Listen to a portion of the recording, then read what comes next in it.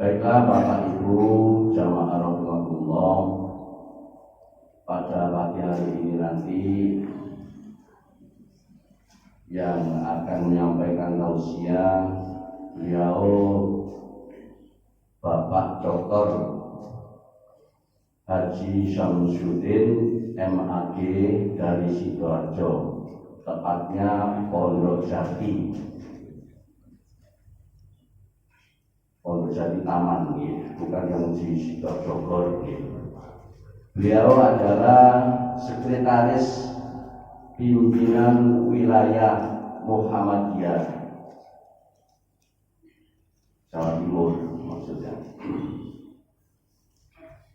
Dan mudah-mudahan apa yang telah disampaikan nanti bisa kita ambil manfaatnya, bisa kita lakukan dalam keseharian kita, insya Allah. Baiklah Bapak Ibu jamaah rahimahullah, sebelum kajian ini dimulai, marilah kita sama-sama membaca basmalah. Bismillahirrahmanirrahim. Dari saya membawa berkata mengucapkan terima kasih atas rahmatnya dengan semua, dan kami akhiri nasru minallahi wa fathun qarib wa basyiril mu'minin. Assalamualaikum warahmatullahi wabarakatuh. Assalamualaikum warahmatullahi wabarakatuh. Alhamdulillahi rabbil alamin, wassalatu wassalamu ala afdhalil anbiya'i wal mursalin nabiyina Muhammadin wa ala alihi wa ashabihi ajma'in. Amma ba'd, yang kami hormati Takmir Masjid Al-Qahar Wiyung, beserta Lidah Kulon, lewatnya jalur Wiyung, serta semua jajarannya, kawan saya Mas Suwandi, ya, menurut saya pancetan nomai Mas Suwandi, juga bapak-bapak yang lainnya. Alhamdulillah, kita panjatkan rasa tasyukur kita kehadirat Allah atas segala nikmat yang telah dilimpahkan kepada kita semua. Allah Subhanahu wa ta'ala masih berkenan memberikan kesadaran, memberikan kekuatan untuk istiqomah di dalam ketaatan kepadanya. Mudah-mudahan semua amal ibadah kita diterima di sisi Allah Subhanahu wa ta'ala. Seingat saya beberapa tahun yang lalu, ya, saya pernah khutbah Idul Fitri di tempat ini. Ya, dalam tahun berapa? Kira-kira 10 tahun yang lalu. Jadi lama sekali. Tapi walaupun jenengan tidak pernah ketemu dengan saya, selama jenengan baca majalah makan, insya Allah ketemu saya. Karena di situ ada kolom tafsir, ya, jadi yang mengasuh kolom tafsir itu adalah saya, yang terbit setiap bulan sekali. Baiklah Bapak Ibu semuanya, nah ini maksud nanti kalau dengan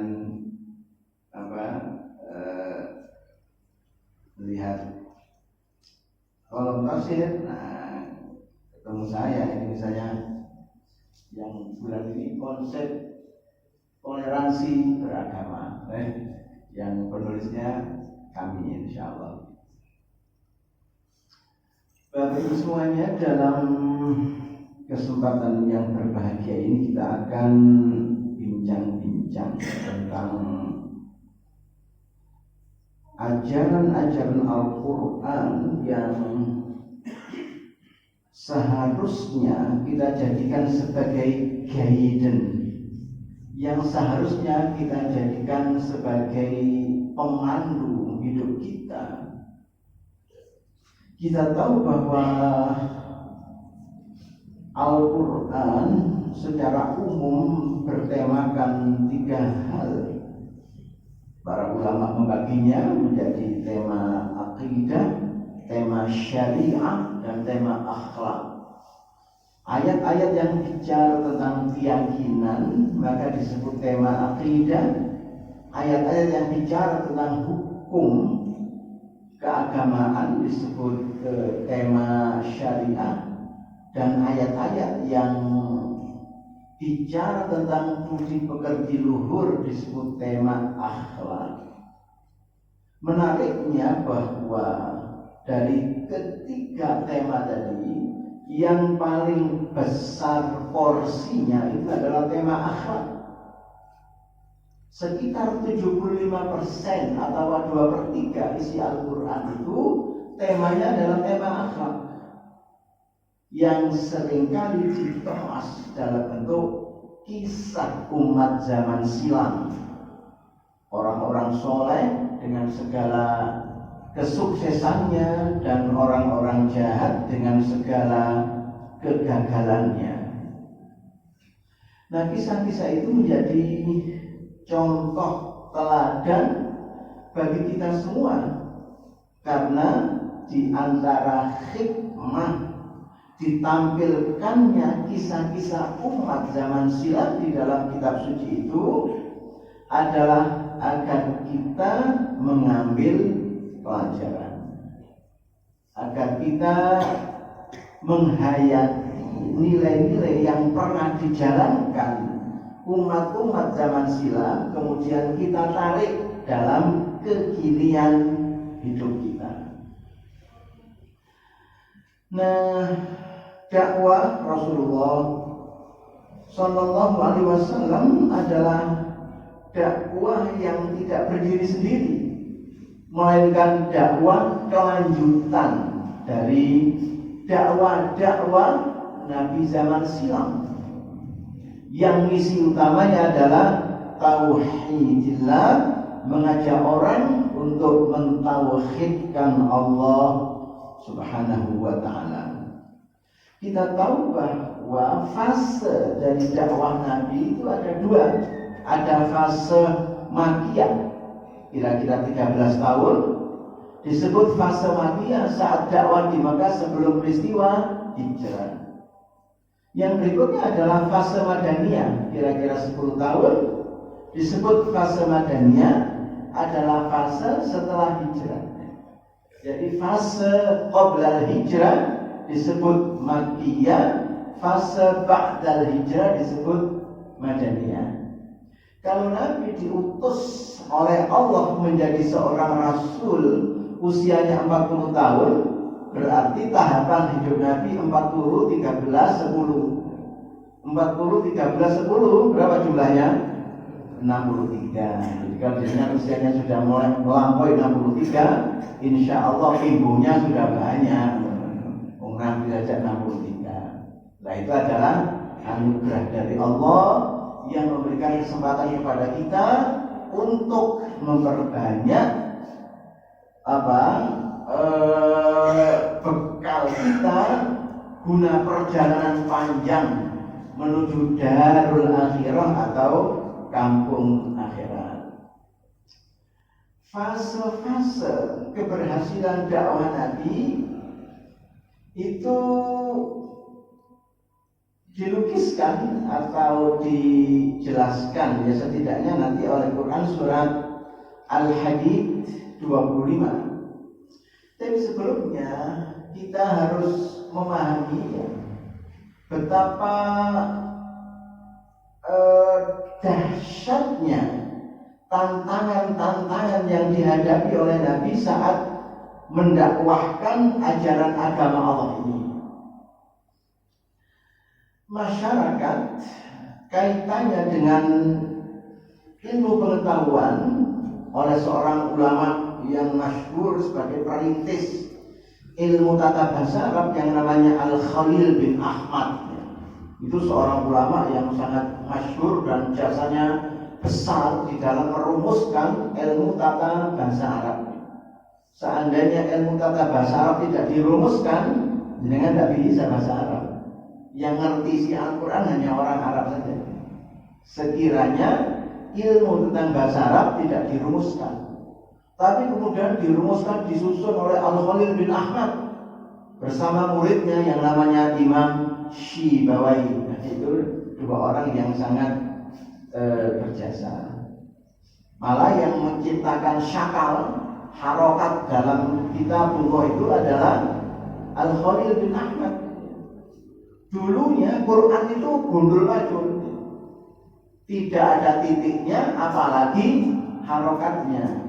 Jadi kan dari ini saya membedakan, iya mereka motornya wala solin apa wala dolin, wong tidak ada titiknya.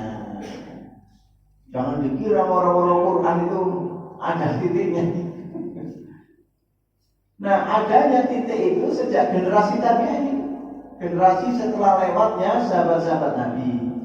Ada ulama namanya Abul Aswad Ad-Du'ali, murid dari Ali bin Abi Thalib karramallahu wajhah, itu yang menciptakan sistem titik itu untuk membedakan antara satu huruf dengan huruf yang lainnya.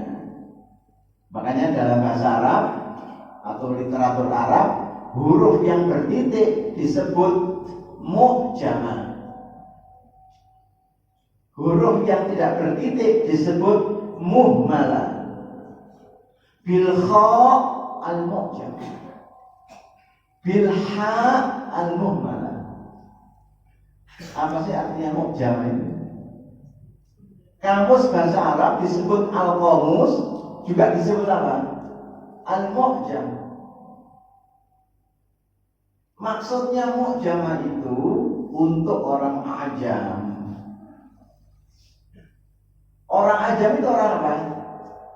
Orang non-Arab itu namanya ajam. Tapi bukan ajam Inggris Timur, mon kiai na ajam namun santri na tempe na. Itu ajam Inggris Timur ya. Tapi ajam dalam bahasa Arabnya non-Arab disebut mu'jamah supaya non-Arab ngerti. Disebut muhmalah, dibiarkan seperti dulu-dulunya.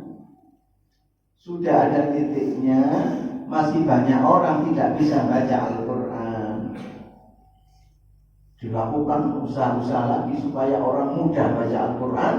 Dikasih titik itu, seret atas A, seret bawah I, koma atas U, bunter mati.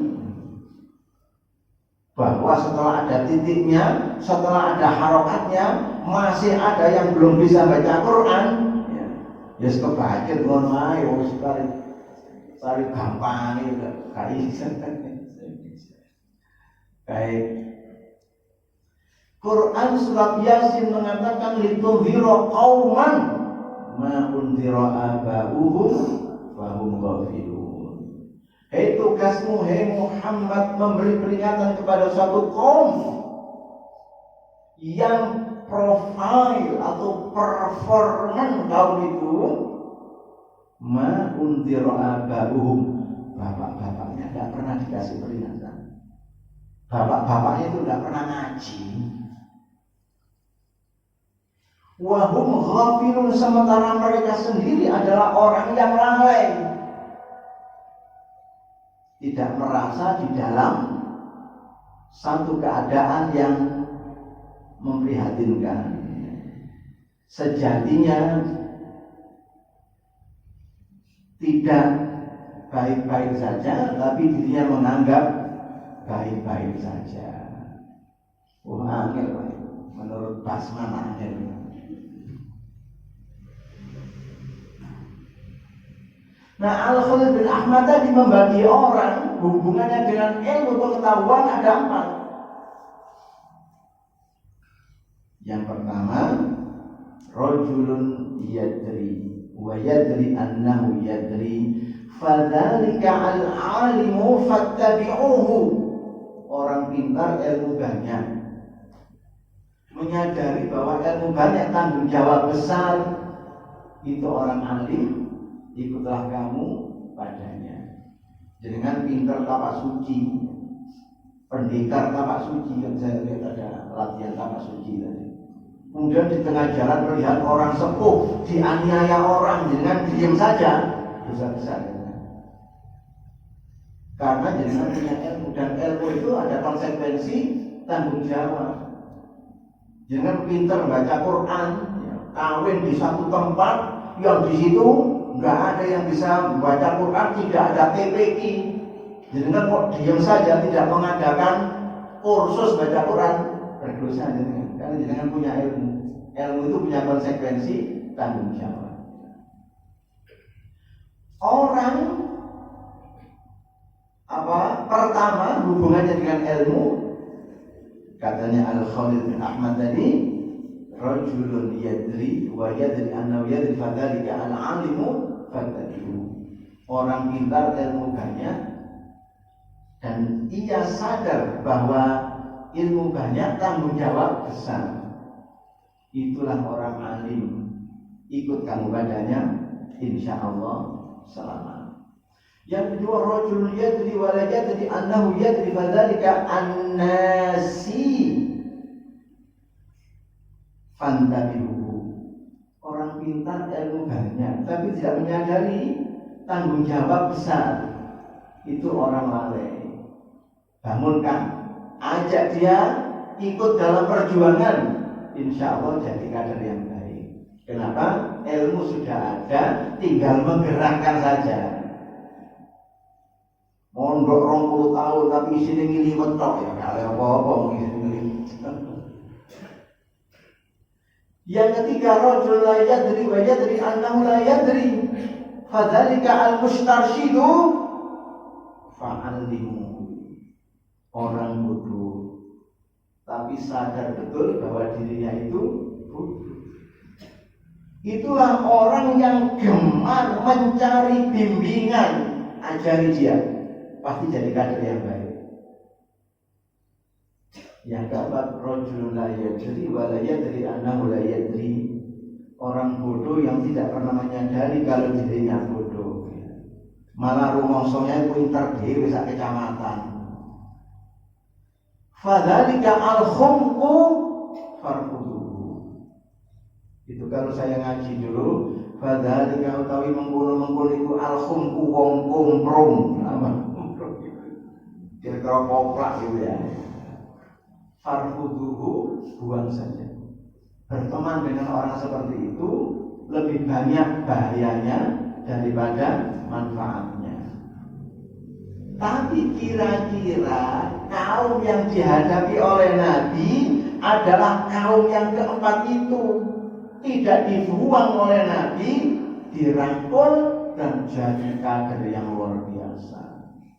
Kelompok manusia yang sebelumnya syarrun nas, seburuk-buruk manusia, menjadi khairun nas, sebaik-baik manusia, dipuji oleh Allah dalam firman-Nya, radhiyallahu anhum wa radu an.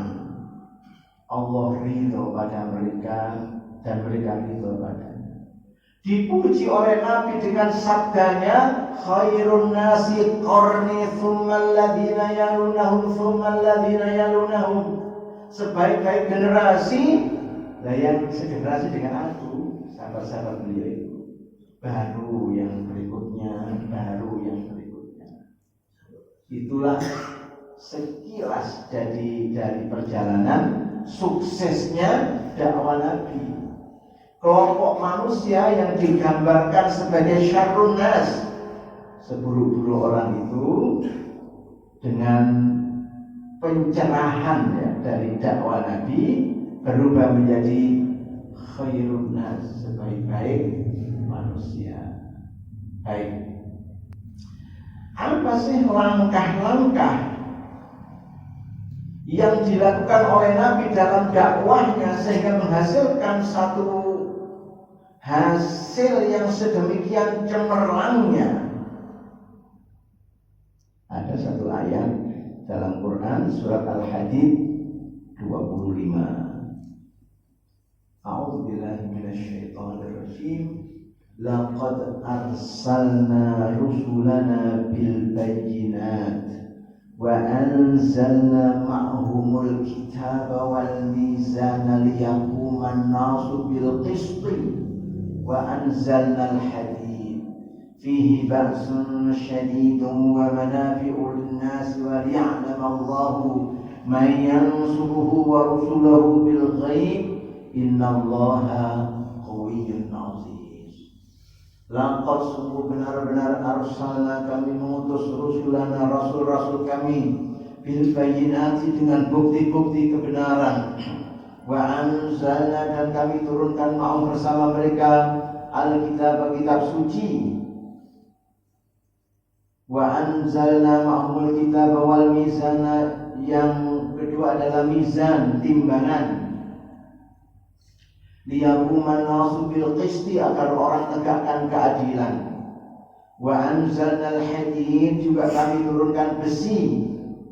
Fihi ba'sun syadid, di dalamnya ada kekuatan yang dahsyat. Wa manafi'u linnasi, serta manfaat-manfaat bagi manusia. Jadi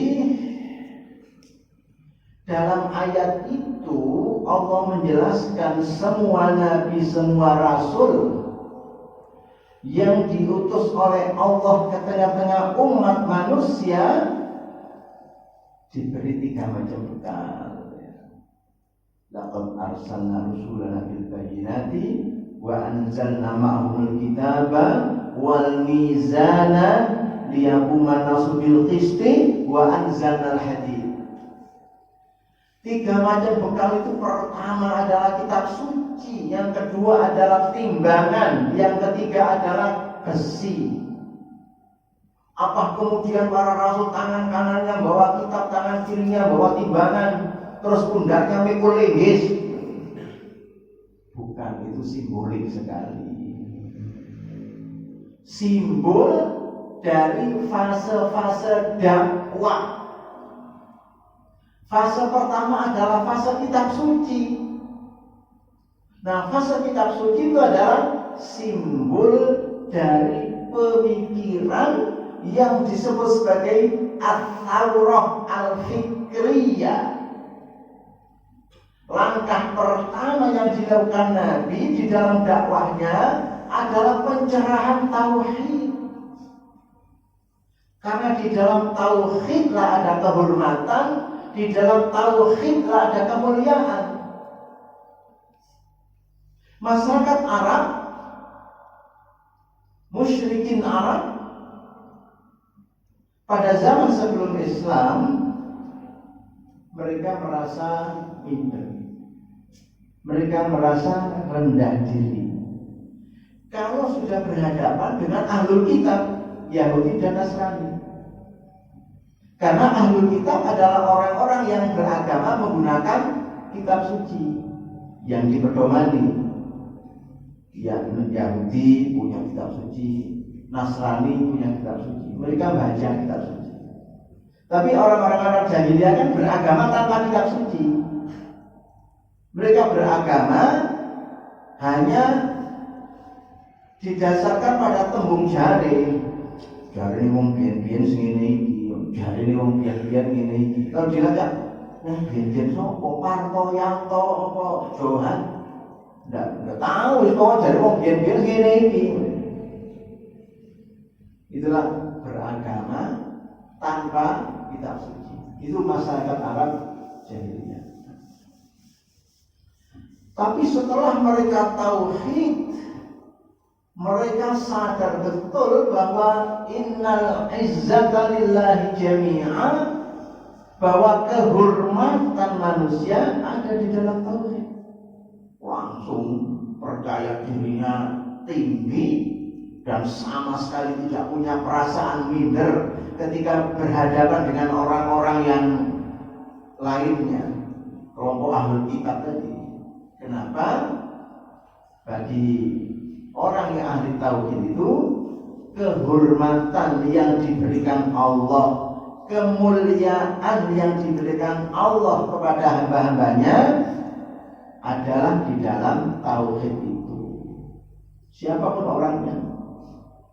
Kalau di luar lingkaran tauhid, rendah di sisi Allah. Siapapun orangnya, walaupun dia dipuja oleh banyak orang, tapi kalau ia bukan ahli tauhid, tidak punya nilai di sisi Allah. Wah, ini yang diajarkan oleh Nabi penguatan tauhidnya, baiknya. Dalam pandangan pakar psikologi namanya Sigmund Freud, semua kegiatan manusia itu didominasi oleh dorongan seksualnya. Setiap 2 menit manusia itu pasti akan berpikir tentang seksual. Itu menurut pakar psikologi. Dan itu mungkin saja benar. Makanya kemudian turun agama itu untuk mengendalikan hidup manusia supaya jadi orang baik. Kalau tidak, ya kan tidak ubahnya seperti hewan. Makanya ada ayat mengatakan tentang asfala safil itu. Baik.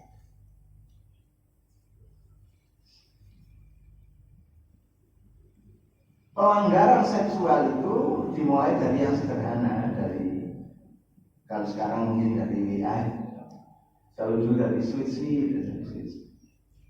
Baik, kembali kepada itu. Itulah yang disebut sebagai langkah Alkitab.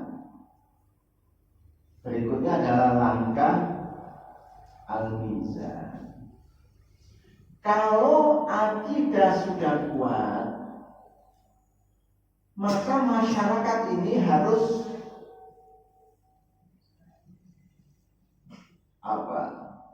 diberdayakan.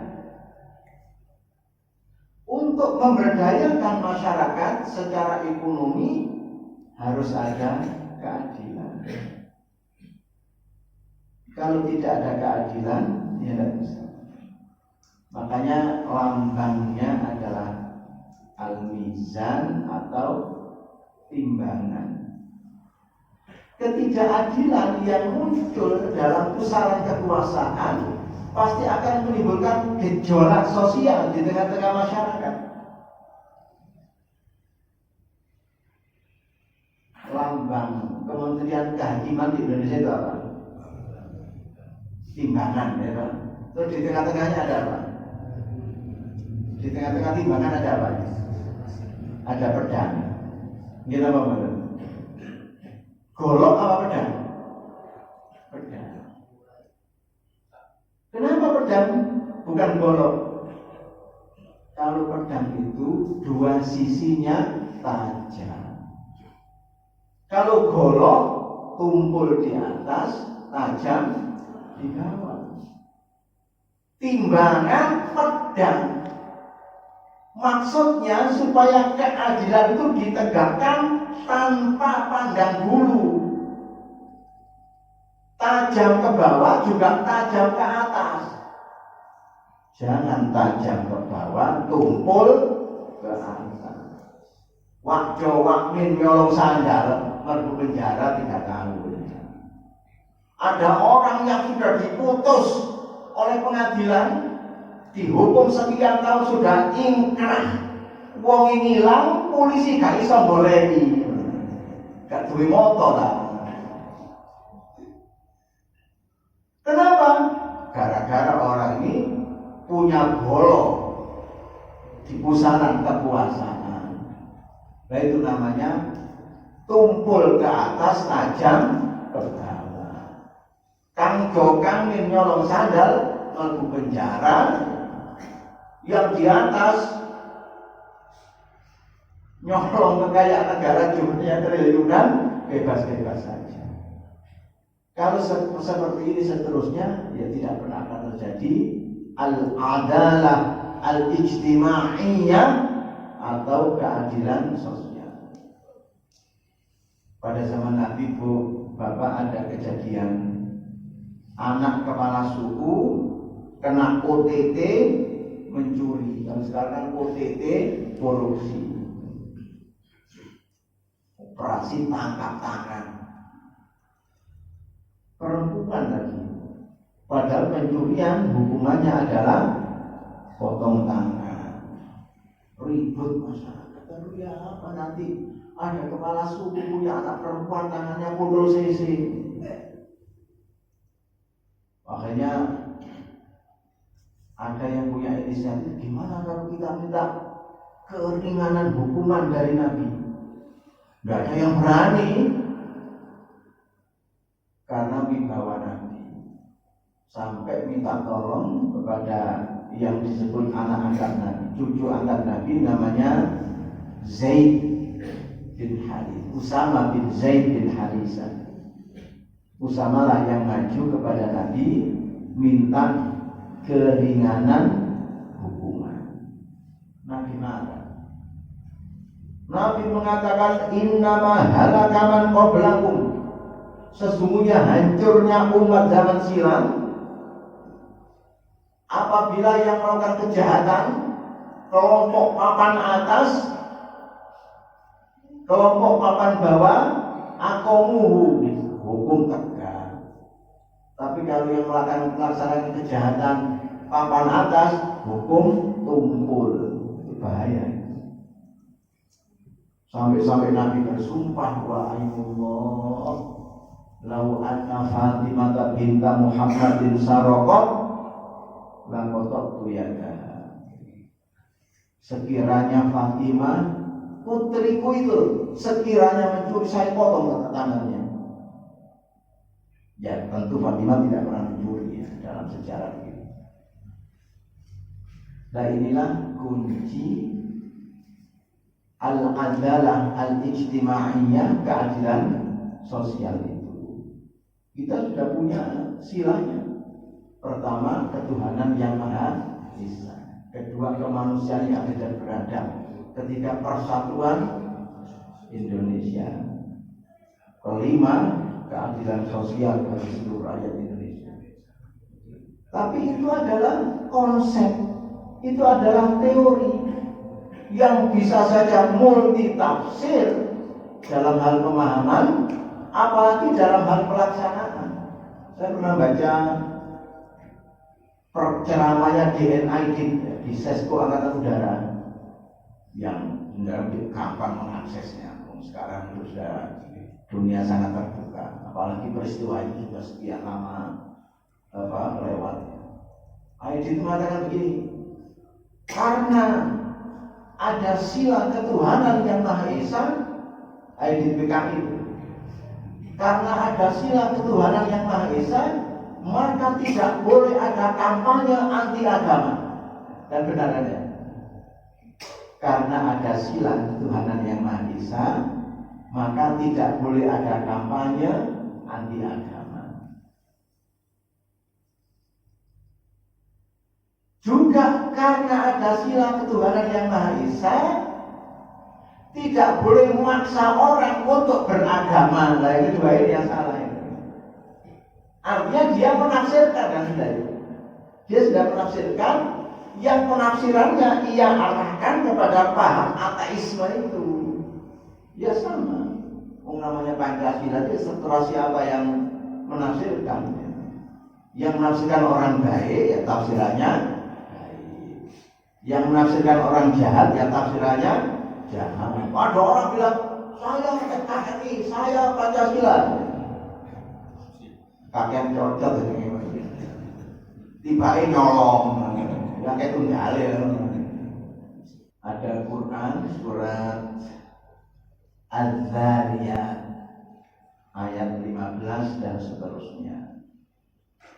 Innal muttaqina fi jannatin wa uyun akhidhina ma atahum rabbuhum innahum kanu qabla dhalika muhsinin kanu qalilan minal laili ma yahja'un wa bil ashari hum yastaghfirun wa fi amwalihim haqqul lis-sa'ili wal mahrum wa fil ardi ayatul lil muqinin wa fi anfusikum afala tubsirun wa fis samaa'i rizqukum wa ma tu'adun. Al-Zariyat ayat 15 dan seterusnya sampai 26. Innal muttaqina, sesungguhnya orang-orang yang bertakwa, fi jannati wa uyun, ditempatkan oleh Allah di dalam surganya yang lengkap dengan mata air simbol dari kebahagiaan yang sempurna. Karena air kan simbol kemakmuran. Akhidina ma atahum rabbum, ya ambil sesuatu yang diberikan oleh Tuhan mereka. Kenapa? Innahum kanu qabla zalika muhsinin. Dulu saat masih di dunia, mereka adalah orang-orang yang gemar berbuat kebajikan. Kanu qalilan minal laili ma yahja'un. Mereka ini kalau malam sedikit sekali memanfaatkannya untuk tidur. Berarti ada juga waktu malam yang dimanfaatkan untuk aktivitas bukan tidur, riset, eksperimen, menciptakan teori, mendalami Al-Quran, kalau perlu menghafalnya, apakah 30 juz atau per juz 30, yang penting hafal. Saya juga Pak, malam-malam itu jarang tidur, nonton wayang ya, itu garing. Duit 5.000 campur no warkop 5 jam, stres sing duwe warung.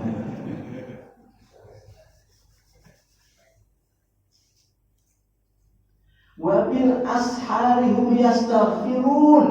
Pada saat sahar ay kubairi waqtil fajri, menjelang datangnya waktu subuh, istighfar, mohon ampun kepada Allah.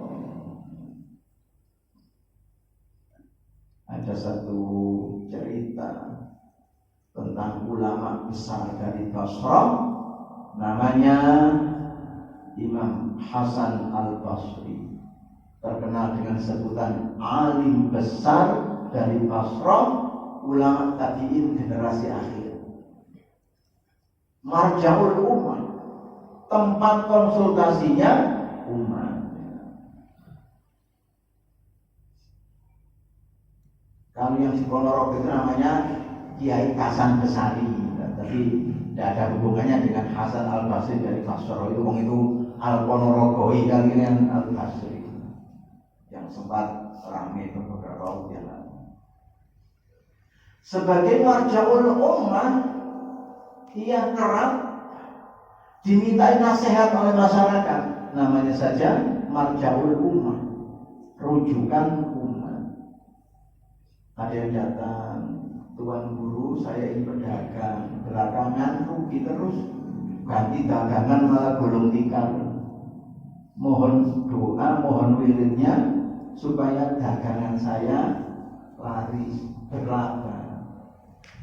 Hasan Al-Basri mengatakan perbanyaklah istighfar menjelang subuh ya. Kenapa? Ayatnya wabil ashari hum yastaghfirun. Datang lagi orang petani, tuan guru sawah saya gagal panen. Kemarin juga perang, sebelumnya tikus, sebelumnya banjir, sebelumnya diambil orang. Mohon doanya supaya wirid sawah saya baik panennya. Dijawab perbanyaklah istighfar. Datang lagi ibu-ibu bawa anak gadisnya. Ini sudah waktunya tapi belum ketemu jodohnya. Katanya Hasan Al-Basri, perbanyaklah istighfar. Datang suami istri masih agak muda, tuan guru saya sudah cukup lama menikah, sampai sekarang belum diberi momongan. Mohon doa, mohon wirid supaya dapat momongan. Hasan Al-Basri mengatakan perbanyaklah istighfar. Muridnya tanya, lah ini tuan guru ibarat dokter, pasien yang datang itu macam-macam penyakitnya, kapsulnya kok sama?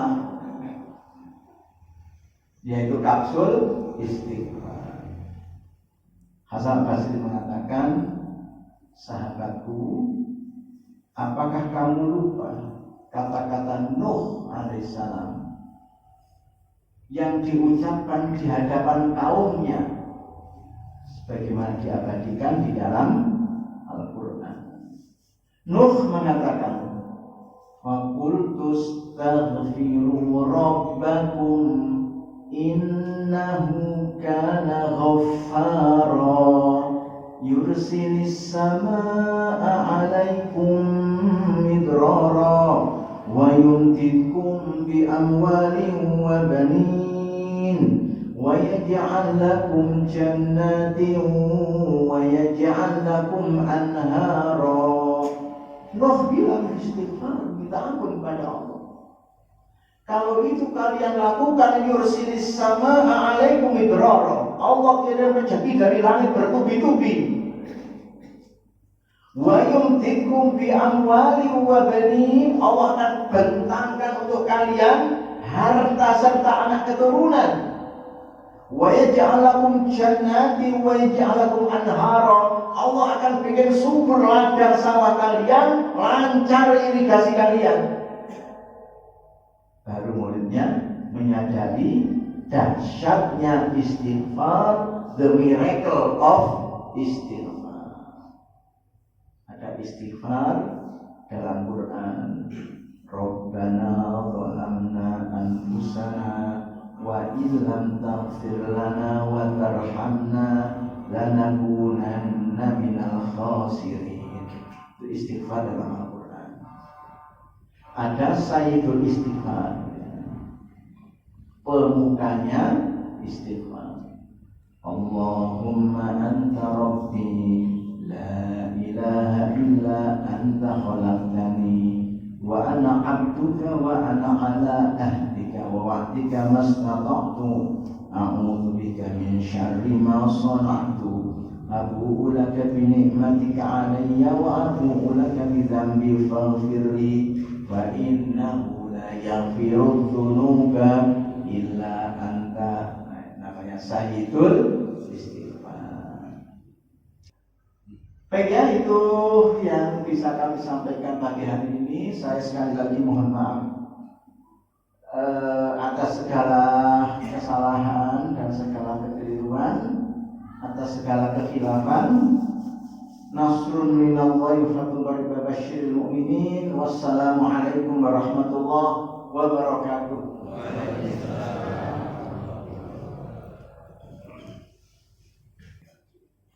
Baiklah Bapak Ibu, sebelum kajian kita akhiri, marilah kita sama-sama membaca hamdalah dan diteruskan dengan kafaratul majelis. Alhamdulillahirabbil alamin. Subhanakallahumma wa bihamdika asyhadu an la ilaha illa anta astaghfiruka wa atubu ilaik. Dari saya takbir Masjid Al-Quran, apabila ada kurang dan lebihnya saya mohon maaf yang sebesar-besarnya. Nasrul minallahi wa fathun qarib wa basyiril mu'minin. Assalamualaikum warahmatullahi wabarakatuh.